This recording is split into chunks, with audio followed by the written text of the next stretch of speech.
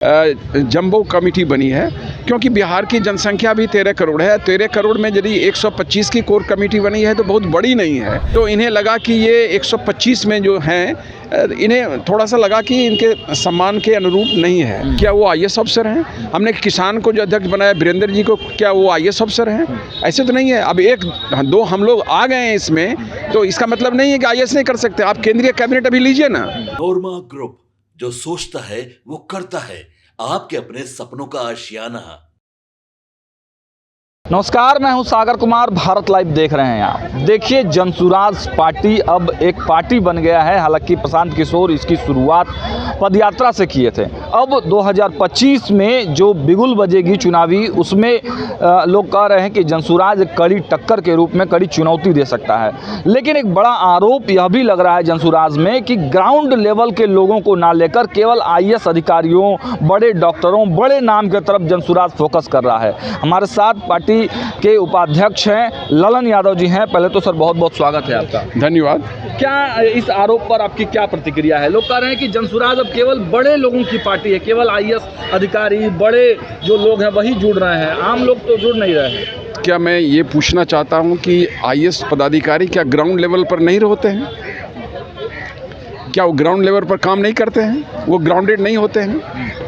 मैं अपना बता दूं, मेरा जो बैकग्राउंड है, मैं मुंगेर से बिलोंग करता हूं और मेरे पिताजी एक प्रोफेसर और विधायक भी थे, और शुरू से ही हम लोग समाज के लिए काम करते रहे हैं। तो जो समाज से जुड़ा है, क्या वो ग्राउंडेड नहीं है? आईएएस बन जाने से क्या वो केवल हेलीकॉप्टर में चलने वाला होता है? लेकिन लोग कह रहे हैं ना कि आम जिस प्रकार केजरीवाल ने शुरुआत की कि एक आम लड़के को खड़े किया और विधायक बना दिया, उस तरह का तो कुछ नहीं कर रहे हैं प्रशांत किशोर। निश्चित। आप कितने आईएएस पदाधिकारी हैं इसमें जनसुराज में? अभी मैंने देखा, आप मेरे ही बैच के अभी अरविंद जी हैं और एक नरेंद्र मंडल जी हैं, एक आध दो और हैं, लगभग 5 आईएएस ऑफिसर जुड़े हैं। और बाकी हमारे यहाँ 10-15 देखा कि जब चुनाव भी लड़ाना था तो प्रशांत किशोर की फोकस थी बड़े नामों की तरफ। जब पार्टी के अध्यक्ष बनाया तो एक बड़े ओहदे पर रहे हुए, नेतरहाट में पढ़े हुए, और उनको बनाया गया। तो क्या अब दायित्व पाने के लिए, चुनाव लड़ने के लिए बड़े ओहदे पर रहना, बड़े पोस्ट पर रहना ये जरूरी हो गया है? ऐसा यदि कोई अच्छे स्कूलिंग करके आते हैं तो वो बुरा थोड़ो है। मैंने सैनिक स्कूल से शिक्षा पाई है, तो ये बुरा थोड़ो है। नेचुरली है, यदि हम अच्छी शिक्षा करेंगे तो हम समाज के लिए अच्छा कर सकते हैं। लेकिन नेता तो नाराज हो रहे हैं। जो नेता जुड़ रहे हैं आपके पार्टी में, मोनाजिर हसन की बात करिए, देवेंद्र यादव, रामबली चंद्रवंशी, कई नेता हैं जो अंदर ही अंदर नाराज चल रहे हैं। इनकी नाराजगी के बारे में तो अभी मैंने बताया कि हमारे यहाँ जो कोर कमेटी बनी, एक जंबो कमेटी बनी है, क्योंकि बिहार की जनसंख्या भी 13 करोड़ है। 13 करोड़ में यदि 125 की कोर कमेटी बनी है तो बहुत बड़ी नहीं है। लेकिन ये चूँकि पहले मंत्री रहे हैं, पहले सांसद रहे हैं, तो इन्हें लगा कि ये 125 में जो हैं, इन्हें थोड़ा सा लगा कि इनके सम्मान के अनुरूप नहीं है। लेकिन ये कोर कमेटी है और ये जनसुराज की कोर कमेटी है, व्यवस्था परिवर्तन के लिए कोर कमेटी है। इसमें किन्हीं को बुरा मानने की कोई आवश्यकता नहीं। अमूमन ये अमूमन होता है कि आम लोग जो होते हैं ना, जो ग्राउंड लेवल पे, जो निचले पायदान पर लोग हैं, अंतिम पायदान पर, तो आईएएस अधिकारियों को, बड़े अधिकारियों को देख के थोड़ा सा उनमें थोड़ा सा लगता है कि अरे ये तो इतने बड़े आईएएस है, कैसे हम इस पार्टी में जुड़ पाएंगे? अभी आपने देखा, मैंने महिला अध्यक्ष को जो हम लोगों ने बनाया है, सुभद्रा जी को, क्या वो आईएएस अफसर हैं? हमने किसान को जो अध्यक्ष बनाया वीरेंद्र जी को, क्या वो आईएएस अफसर हैं?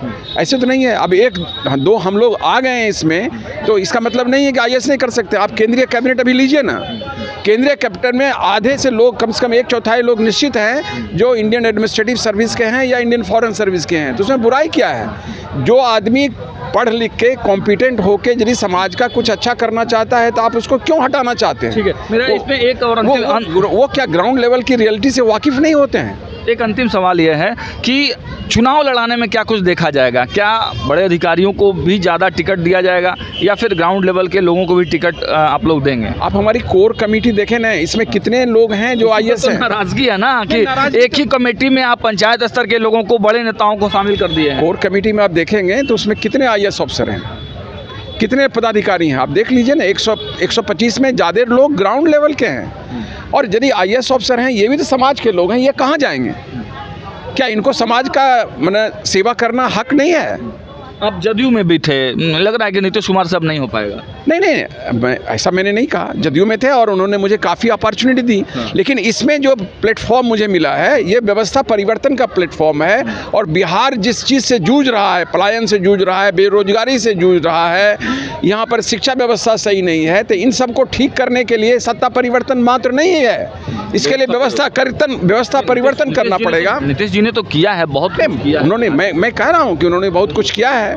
हमारे पिछले 15-20 साल में उन्होंने जो है लोगों को रोड दिया है, लोगों को बिजली दी है और भी बहुत कुछ करने का प्रयास किया है। लेकिन इनका जो प्लेटफॉर्म है, प्रशांत जी का जो प्लेटफॉर्म है, ये उससे बेटर प्लेटफॉर्म है, क्योंकि ये आमूल चूल परिवर्तन की बात करता है और आमूल चूल परिवर्तन से ही बिहार सुधरेगा, बिहार में राम राज आएगा, ऐसे नहीं होगा। चलिए, तो आपने देखा हमारे साथ जो जनसुराज पार्टी के उपाध्यक्ष ललन यादव जी थे, किस प्रकार इन्होंने कहा कि आम आदमी की तरह और ग्राउंड की रियलिटी जो है आईएएस को भी पता होते, और आईएएस है तो और अच्छी बात है, हर चीज़ के बारे में जानकारी, पढ़े लिखे हैं और अच्छा नेतृत्व समाज को देने की दिशा में काम करेंगे। फिलहाल इस वीडियो में इतना ही। देखते रहिए भारत लाइव। बहुत बहुत धन्यवाद।